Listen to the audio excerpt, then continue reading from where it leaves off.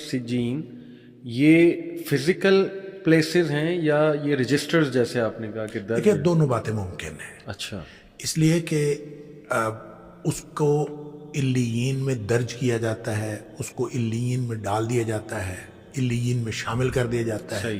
ان سب کا ایک ہی مطلب ہو سکتا ہے. صحیح. وہ فزیکل پلیس بھی ہو سکتی ہے. ٹھیک ہے. لیکن اگر وہ فزیکل پلیس ہو تو اس میں ایک بات سمجھنے کی ہے کہ اگر وہ فزیکل پلیس ہے تو وہاں جانے کے بعد پھر واپس تو نہیں نہ آنا. ہاں ہاں جنت ایک ایسی جگہ ہے صحیح کہ اس میں داخل ہونے کے بعد اس سے نکلنا نہیں ہے. ٹھیک ہے. یہ جنت کی خصوصیات میں سے خصوصیت ہے صحیح کہ جو جنت میں ایک دفعہ داخل ہو گئے وہ واپس نہیں نکلے گا. ٹھیک.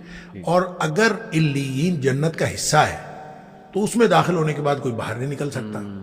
اور چونکہ حدیث میں الفاظ ہیں کہ وہ پھر آتی ہے واپس روح, تو اس کا مطلب یہ ہے کہ علیین کوئی جنتیوں کا رجسٹر ہے. ٹھیک ہے. کوئی ان کی انرولمنٹ کی کوئی بات ہے صحیح. اور وہ انرولمنٹ ہو جاتی ہے. ٹھیک ہے. اسی طرح سجین جو ہے وہ کوئی جہنمیوں کی انرولمنٹ کی بات ہے اور انرولمنٹ وہاں پہ ہو جاتی ہے. ٹھیک ہے. رہ گئی اس کے بعد انہوں نے کہاں رہنا ہے تو عالم برزخ میں وہ تو قبر ہی ہے. قبر ہی برزخ. قبر ہی برزخ ہے. اور قبر میں یا یہ جنت کے باغیچوں میں سے باغیچہ ہے یا جہنم کے گڑھوں میں سے گڑھا ہے. گویا جس طرح کی اس کی آخرت ہے اسی کی مناسبت سے یہ آخرت کا دیباچہ جو برزخ ہے یہ بھی اسی طرح سے چلتا ہے. جن کو آگے جنت ملنی ہے ان کے لیے آرام ہے برزخ میں, اور جن کو جنت نہیں ملنی اللہ تعالیٰ معاف فرمائے ان کے لیے یہاں بھی اسی طرح کا عذاب ہے. بالکل. تو یہ جو کہا جاتا ہے کہ حدیث ہے, بلکہ صحیح حدیث, کہ شہداء کی روح پرندوں کے جسموں میں ہیں اور وہ جنت کے باغوں میں جا کے جو ہے نا درخت سے پھل کھاتی ہیں, وہ بھی یہ برزخ میں ہے. Of course. اچھا. اس کی وجہ یہ ہے کہ دیکھیں اصل میں جو برزخ ہے نا یہ آخرت اور دنیا کے درمیان ایک پردہ ہے. ٹھیک ہے. کتنا لمبا پردہ ہے, ظاہر ہے جب تک حشر قائم نہیں ہوتا تب تک کا یہ پردہ ہے. ٹھیک ہے. تو یہ چند 100 سال ہو یا چند 1000 سال ہو تو اللہ کو معلوم ہے. صحیح. تو آپ کا کیا خیال ہے کہ چند 100 سال یا چند 1000 سال جو جنتی روح ہے وہ کیا قبر کی مٹی کے نیچے رہے گی؟ صحیح. ایسے تو نہیں ممکن نا. تو جنتی روح کو جنت کا سا ویٹنگ روم ملے گا نا. ٹھیک ہے. تو وہ جنت کا سا جو ویٹنگ روم ہوگا وہ جنت ہوگی. سبحان اللہ. یعنی ایک ویٹنگ روم. ہاں, اور وہ جنت ہوگی. اور وہ ہر طرف جب تا حد نگاہ قبر کھل گئی تو وہ جنت ہے. یعنی اس کو ہم یہ کیسے کہہ سکتے ہیں کہ وہ جنت نہیں ہے؟ گویا برزخ ہی ہوگا لیکن برزخ میں اس کے حالات جو ہیں وہ جنت والے ہوں گے. صحیح. دوسری بات یہ ہے کہ اس کو آپ ایک اور اینگل سے بھی دیکھنے کی ضرورت ہے ان ساری باتوں کو.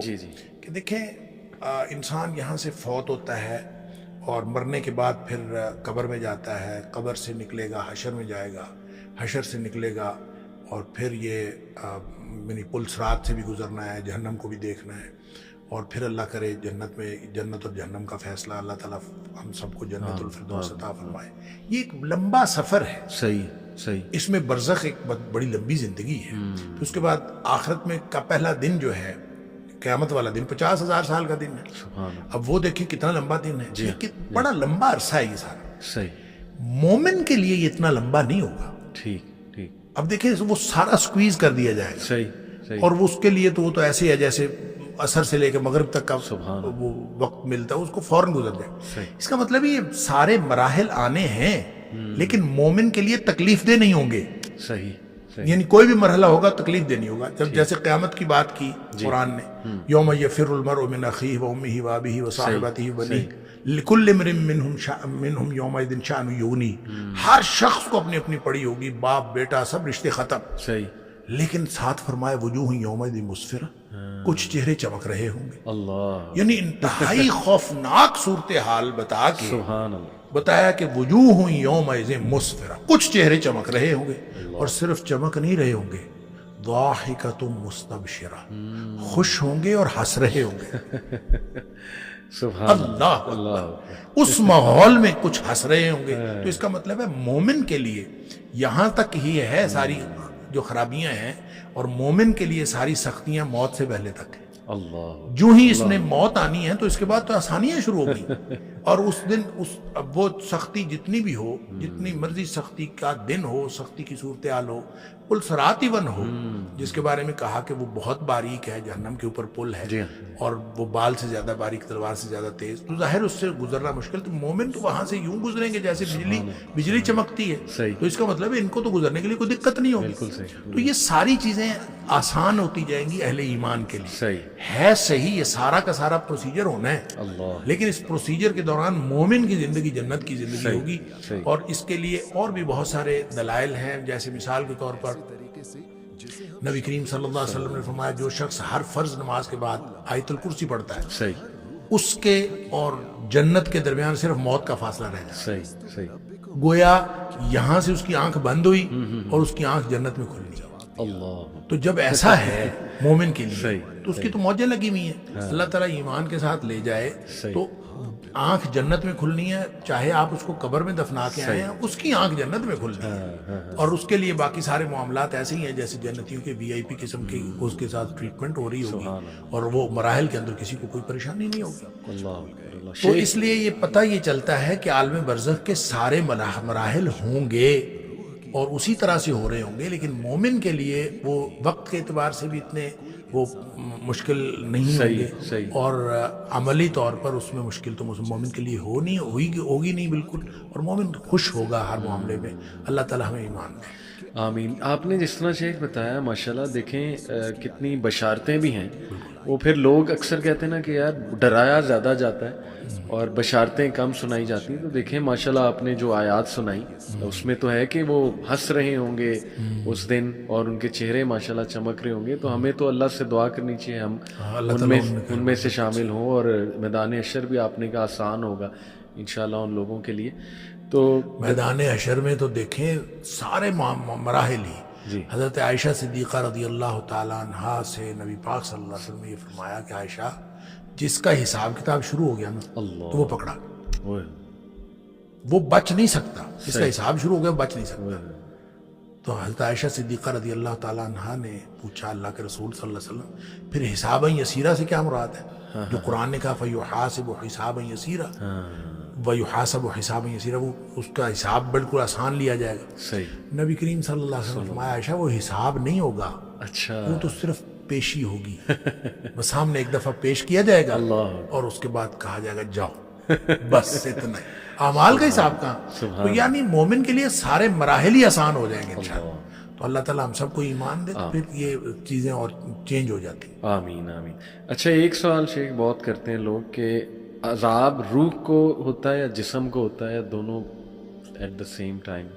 یہ بھی ان سوالوں میں سے ہے جو بہت قدیم سوالات ہیں اور ہمیشہ ہر دور میں متقدمین نے بھی اس کے اوپر بہت بحث کی کہ یہ اس لیے کہ جب ہم قبر میں سے کسی کو نکالیں تو وہ تو ویسے ہی پڑا ہوتا ہے، تو کسی کو عذاب ثواب ہم تو نہیں دیکھ رہے ہوتے کہ کچھ ہو رہا ہے. تو اس سے لوگوں نے کہا کہ اس کا مطلب ہے جسمانی نہیں ہوتا، وہ روحانی ہوتا ہے. صحیح.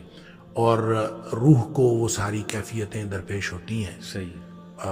مسئلہ اصل میں یہ ہے کہ جیسے مثلاً یہ بھی تمثیل کے طور پر بیان کیا گیا کہ مثال کے طور پر جب ہم خواب میں ہوتے ہیں تو خواب میں اللہ تعالیٰ معاف فرمائے سانپ ڈس لے. ہاں جی. تو ہمیں جو سانپ ڈسنے کی تکلیف ہوتی ہے خواب میں وہ تو پوری ہوتی ہے. بالکل بالکل ٹھیک ہے. بالکل. یہ تو بعد میں پتہ چلتا ہے کہ وہ خواب تھا. ٹھیک ہے. تو اسی طرح اگر صرف محض روحانی طور پر ان کو دکھایا جائے کہ آپ کو سانپ ڈس رہے ہیں اور بچھو ڈس رہے ہیں اور اس طرح سے ہو رہا ہے، بظاہر وہ آرام سے پڑا ہوا ہے، فزیکلی وہاں پہ بچھو سانپ کوئی نہیں ہے، تو تکلیف تو اتنی ہی ہے. سبحان اللہ. بالکل بالکل صحیح. مطلب اگر اس کو تو بعد میں پتہ چلتا ہے، جیسے ہم خواب میں تو بعد میں ہم بیدار ہو جاتے ہیں، وہاں تو بیداری کوئی نہیں ہے، وہاں تو وہ بیدار ہو چکا ہے، بیداری کی حالت میں ہو رہا ہے. کچھ لوگ کو نائٹ میں آتے ہیں پسینے چھوٹے ہوتے ہیں اور وہ بلکہ چیخ رہے ہوتے ہیں، رو رہے ہوتے ہیں نائٹ میں. تو یہ کیفیت جو جس کو اللہ کریم نے عذاب کہا ہے وہ تو عذاب ہے. وہ قبر میں آئے، وہ قبر سے پہلے آئے، وہ قبر کے بعد میں آئے، جس کو اللہ کریم نے عذاب کہا ہے وہ عذاب ہے. صحیح. اور نبی پاک صلی اللہ علیہ وسلم نے اس کی تفصیلات بتائی ہیں تو وہ عذاب ہے. صحیح. وہ رہ گئی بات یہ کہ یہ روحانی ہوگا یا جسمانی ہوگا. اس بحث کو ہم یوں کلوز کرتے ہیں کہ اگر روحانی ہو تو پھر اس میں اتنی حیرت والی کیا بات ہے. بالکل بالکل ٹھیک ہے. حیرت تو اس وقت ہوتی ہے جب یہ جسمانی ہو. تو سب کو جو اعتراضات ہوتے تھے جتنے قرآن حکیم کے اندر اللہ کریم فرمائے مشرکین اعتراضات کرتے تھے ان کو تو اعتراض ہی یہ تھا من یحیی العظام وہی رمیم. ٹھیک ہے, یہ ہڈیاں گل سڑ جائیں گی تو کون دوبارہ زندہ کرے گا. اصل مسئلہ تو یہ تھا. تو آئدہ متنا وکننا ترابا ذالک رجع بعید, کیا ہم جب مر گئے مٹی ہو گئے دوبارہ اٹھایا جائے گا. اصل جو اعتراض تھا وہ یہ تھا. تو یہ اعتراض ان کا بتاتا ہے کہ قرآن نے جب بار بار ان کے اس اعتراض کا ذکر کیا. اگر یہ کہہ دیا جاتا ہے کہ تمہیں خواب ایسے آئیں گے کہ خواب میں بچھو اور سانپ ڈسیں گے تو پھر تو اعتراض کی بات ہی نہیں تھی. تو اعتراض بنا ہی اس وقت جب یہ حشر اجساد کی بات ہوئی کہ جسم دوبارہ زندہ ہوں گے اور جسمانی ثواب یا عذاب ہوگا. جنت میں جائے گا تو جسم جائے گا اور جہنم میں جائے گا تو وہ بھی جسم جائے گا. عالم برزخ کے اندر بھی جو عذاب ثواب ہوگا, جو عذاب قبر کے اندر عذاب ثواب ہوگا, وہ سارا کا سارا جسم کو ہوگا. بالکل صحیح, بالکل صحیح, بہت جامع آپ نے بتایا, جزاک اللہ. یہ جو کہا جاتا ہے کہ جب انسان کو نیند آتی ہے اور سو جاتا ہے تو اس کی روح, ظاہر ہے قرآن میں بھی ہے کہ اللہ سبحانہ تعالیٰ اس کی روح کچھ دیر کے لیے وہ آ جاتی ہے اوپر. تو وہ اگر خواب دیکھتا ہے کسی مرے ہوئے شخص کو تو کیا وہ برزخ میں جا کے روح ملاقات کر رہی ہوتی ہے؟ نہیں, کوئی ضروری نہیں ہوتا. اچھا, دیکھیں دکھایا جانا ہے نا. صحیح. تو دکھایا جانا ایسے بھی ہو سکتا ہے کہ آپ کو وہاں لے جا کے دکھایا جائے. صحیح صحیح. یہ بھی ہو سکتا ہے کہ اس کو وہاں سے لا کے دکھایا جائے. اور یہ بھی ہو سکتا ہے کہ نہ آپ کو لے جایا جائے نہ اس کو لایا جائے, تمثیلی انداز میں آپ کو دکھا دیا جائے. صحیح. تو اللہ تعالیٰ جب ہر چیز پر قادر ہے, ان اللہ علی کل شیء قدیر, تو اس نے دکھا دیا تو وہ اس کے لیے ہمیں یہ بحث کرنے کی ضرورت ہی نہیں ہے کہ ہم وہاں گئے یا وہ یہاں آئے. صحیح صحیح. بحث تو تب ہو جب ہم نے دیکھا نہ ہو. تو ہم نے دیکھا ہے, صحیح, اللہ نے دکھا دیا ہے, بات ختم. صحیح صحیح. اچھا, کچھ لوگ اعتراض کرتے ہیں قبر کے عذاب پہ. وہ کہتے ہیں پہلی تو بات یہ قرآن سے کہیں ثابت نہیں. دوسرا یہ کہ وہ جو سوال وہ کہتے ہیں کہ آپ لوگوں نے خود نکالے ہوئے ہیں جو سوالات, اس کا بھی قرآن میں کہیں تذکرہ نہیں ہے. عمومی طور پہ وہ لوگ یہی امپریشن لیتے ہیں جی کہ بس ہم مریں گے, اس کے بعد بس قیامت والے دن ہی اٹھائے جائیں گے. اور دلیل وہ اس کی یہ دیتے ہیں کہ دیکھیں قرآن میں الفاظ ہیں کہ جب انہیں اٹھایا جائے گا ایک دم سے تو وہ کہیں گے ہمیں کس چیز نے ہماری نیند سے بیدار کر دیا. اس کا مطلب کہ پیچھے کچھ بھی نہیں ہو رہا تھا.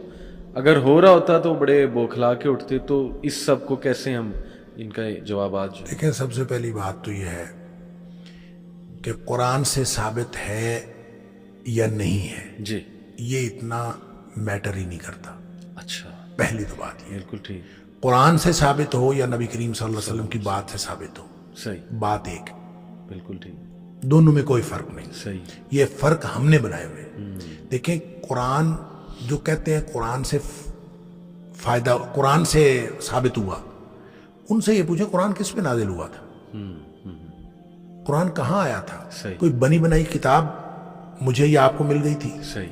قرآن نبی کریم صلی اللہ علیہ وسلم کے قلب اطہر پہ نازل ہوا ہے. صحیح. اور نبی کریم صلی اللہ علیہ وسلم کے دل پہ قرآن کہتا ہے خود نازل بہ الروح الامین علی قلبک لتکون من المنذرین, اے حبیب صلی اللہ علیہ وسلم ہم نے آپ کے دل پر نازل کیا. اچھا, اب آپ یہ بتائیں کہ دل کی بات کسی کو دوسرے کو کیسے پتا چلتا ہے؟ بالکل. میرے دل میں کیا ہے آپ کو کیسے پتا چلے گا؟ یا میں بول لوں گا, بالکل, یا میں کچھ کروں گا. صحیح. کوئی ایسا میں جیسچر دوں گا تو آپ کو پتا چلے گا میرے دل میں کیا ہے. تو نبی کریم صلی اللہ علیہ وسلم جب بولتے ہیں تو وہ قرآن نہیں ہوتا, وہ حدیث ہوتی ہے. سبحان اللہ. نبی پاک صلی اللہ علیہ وسلم جب بولتے ہیں ما صدر عن النبی من قول او فعل او تقریر, آپ بول لیں تو حدیث ہوتی ہے, آپ کچھ کریں تو حدیث ہوتی ہے, اور آپ کسی کا عمل برقرار رکھیں تو وہ بھی حدیث ہوتی ہے. صحیح. اچھا, اب نبی پاک صلی اللہ علیہ وسلم بول لیں تو وہ حدیث ہوتی ہے. قرآن بتانا ہے آپ نے تو قرآن حدیث نے بتایا ہے. بالکل بالکل صحیح. نبی پاک صلی اللہ علیہ وسلم کی حدیث سے قرآن ثابت ہوا ہے. لہٰذا جن کو یہ پرابلم ہے نا کہ ہم قرآن کی بات مانیں گے حدیث کی بات نہیں مانیں گے, ان کے لیے یہ ہے کہ قرآن خود ثابت ہوا ہے حدیث سے. بالکل. نبی پاک صلی اللہ علیہ وسلم نے فرمایا کہ یہ قرآن ہے. تو یہ اب دیکھیں ترتیب نزولی میں جو پہلی آیت تھی وہ تو 30ویں پارے میں چلی گئی. کس نے بتایا کہ یہ یہاں آئے گا, یہ یہاں آئے گا, یہ یہاں, یہ نبی پاک صلی اللہ علیہ وسلم بتایا. یہ ترتیب نبی کریم صلی اللہ علیہ وسلم نے ہوئی. لہٰذا حدیث سے قرآن ثابت ہوتا ہے, ایک بات.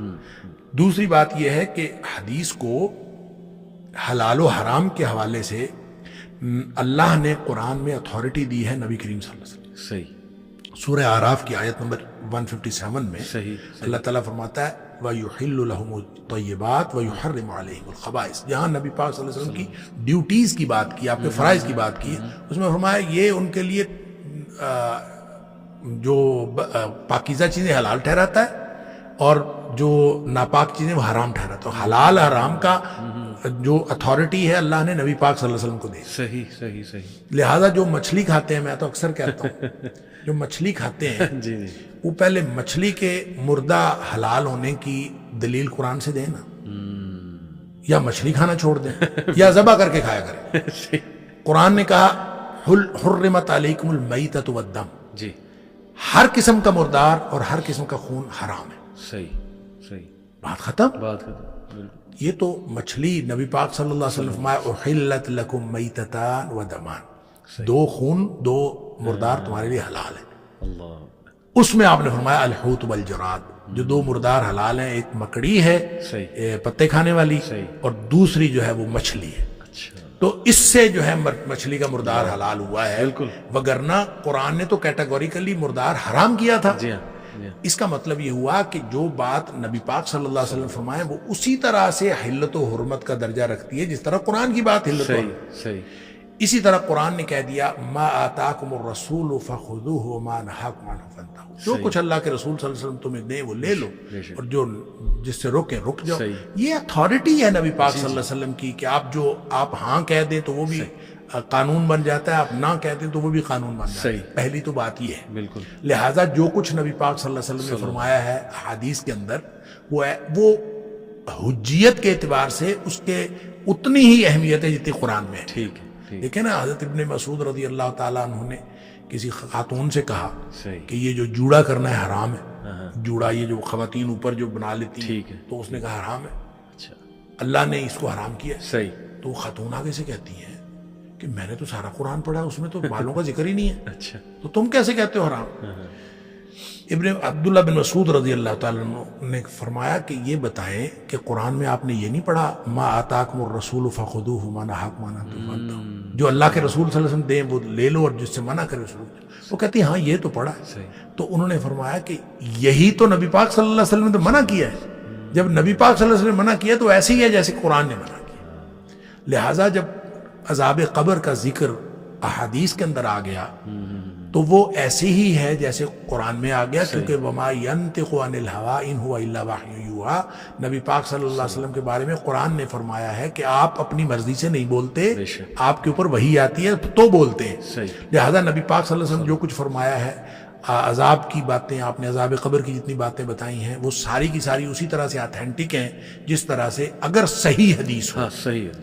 اگر صحیح حدیث ہو تو وہ اسی طرح سے اتھینٹک ہے جس طرح سے قرآن اتھینٹک. سبحان اللہ. دوسری بات یہ ہے کہ قرآن کے اندر کم از کم 4 مقامات پر ایسے اللہ کریم نے ایسی آیات ہیں کہ جس میں واضح طور پر عذاب قبر کا تذکرہ ہے. جی.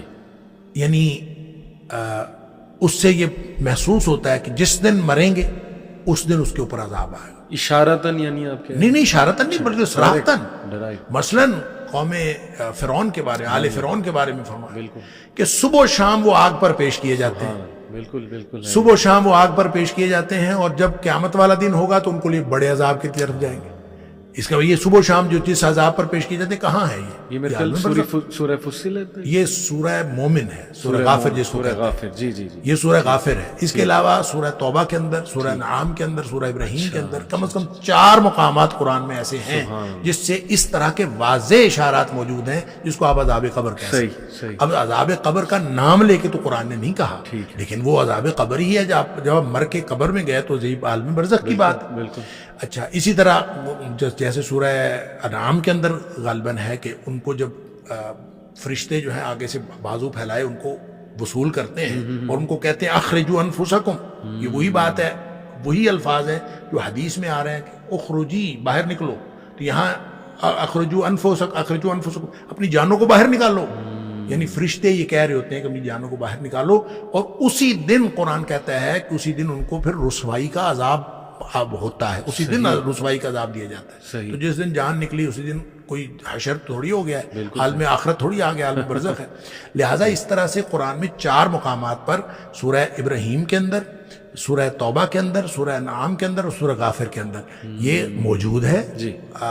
پڑھنے کے لیے ایک بصیرت ہونی چاہیے، ایک بصارت ہونی چاہیے. شیخ یہ سورہ تکاثر بھی کہہ سکتے ہیں، حتی زرتم المقابر؟ وہ تو خیر زیارت کے لیے ہے. حتی زرتم المقابر کا مطلب ہے تم قبروں کو جا پہنچے. جی. اب وہاں پہ یہ تو نہیں ذکر کہ قبر کے اندر کیا ہوگا. نہیں، لیکن اگلی آیت ہے نا کہ پھر انہیں پتہ لگے گا، کہ پھر تمہیں پتہ لگے گا کہ کیا ہے حقیقت، کیا ہے اصل میں. ہاں اشارتاً آپ کہہ سکتے ہیں کہ یہاں بھی ذکر ہے کہ اس کے بعد تمہیں پتہ چلے گا. اس کا تو خیر یہ تعویل ہو سکتی ہے نا، جیسے آپ نے کہا کہ سورہ یاسین میں انہوں نے کہا کہ ہماری آرام گاہوں سے کس نے اٹھایا، خواب گاہوں سے، تو اس کا مطلب پیچھے کچھ نہیں ہو رہا ہوگا. تو یہ بھی حتی زرتم المقابر کے بعد پھر پتہ چل جائے گا، پھر کب سے مراد اس کی تو تعویل ہو سکتی ہے. حالانکہ وہ جو سورہ یاسین والی بات ہے وہ بات یہ ہے کہ جو عالم برزخ کا عذاب ہے اس کے مقابلے میں جو عالم آخرت کا عذاب ہے وہ بہت بڑا ہے. لہٰذا اس عذاب کو جب دیکھیں گے تو اس کو وہ سمجھیں گے کہ یہ تو آرام تھا، یہ اس کے مقابلے میں. بالکل. ہاں جی، یہ اس کے مقابلے میں سمجھیں گے. بالکل ٹھیک. بہرحال یہ قرآن کے اندر یہ عذاب قبر کا ذکر موجود ہے، عذاب برزخ کہہ لیں، عذاب برزخ کا ذکر موجود ہے اور حدیث کے اندر اس کی وضاحت موجود ہے. بالکل. تو اب اور آپ کو کیا چاہیے؟ اصل بات یہ ہے کہ جس نے ماننا ہو کوئی مانتا ہے، اور جس نے نہیں ماننا اس کو 1000 دلیلیں دے دے نہیں مان. ایسے ہی ہے شیخ. منکر نکیر واقعی ہی بہت ان کی مطلب احادیث میں آتا ہے نا کہ ڈراؤنی شکل ہوگی تو مومن کے سامنے بھی ہوگی، اور وہی یہ 3 سوال کریں گے. سوال تو ہے جی، فرشتے آئیں گے، ٹھیک، اور وہ آ کے سوال کریں گے. صحیح. اب وہ شکلیں ان کی کیسی ہوں گی؟ حدیث میں آتا تو ہے ڈراؤنی شکل کے، لیکن جیسے میں نے پہلے عرض کیا کہ مومن کے لیے ہر مرحلہ آسان ہو، تو یہ ہو نہیں سکتا کہ مومن کے لیے بھی اسی طرح سے ڈراؤنی شکل ہو.